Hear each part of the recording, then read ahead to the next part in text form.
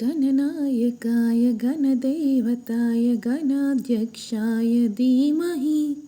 गुणशरीराय गुणमण्डिताय गुणेशानाय धीमहि गुणातीताय गुणाधीशाय गुणप्रविष्टाय धीमहि एकदन्ताय वक्रतुण्डाय गौरीतनयाय धीमहि गजेशानाय बालचन्द्राय श्रीगणेशाय धीमहि एकदन्ताय वक्रतुण्डाय गौरीतनयाय धीमहि गजेशानाय बालचन्द्राय श्रीगणेशाय धीमहि गानचतुराय गानप्राणाय गानान्तरात्मने गानोत्सुकाय गानमत्ताय गानोत्सुकमनसे गुरुपूजिताय गुरुदेवताय गुरुकुलस्थायिने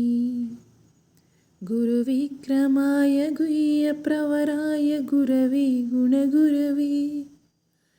गुरुदैत्यकलक्षेत्रे गुरुधर्मसदाराध्याय गुरुपुत्रपरित्रात्रे गुरुपाखण्डकण्डकाय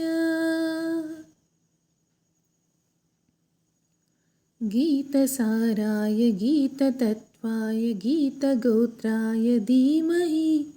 गूढगुल्फाय गन्धमत्ताय गोजयप्रदाय धीमहि गुणातीताय गुणाधीशाय गुणप्रविष्टाय धीमहि एकदन्ताय वक्रतुण्डाय गौरीतनयाय धीमहि गजेशानाय बालचन्द्राय श्रीगणेशाय धीमहि एकदन्ताय वक्रतुण्डाय गौरीतनयाय धीमहि गजेशानाय बालचन्द्राय श्रीगणेशाय धीमहि।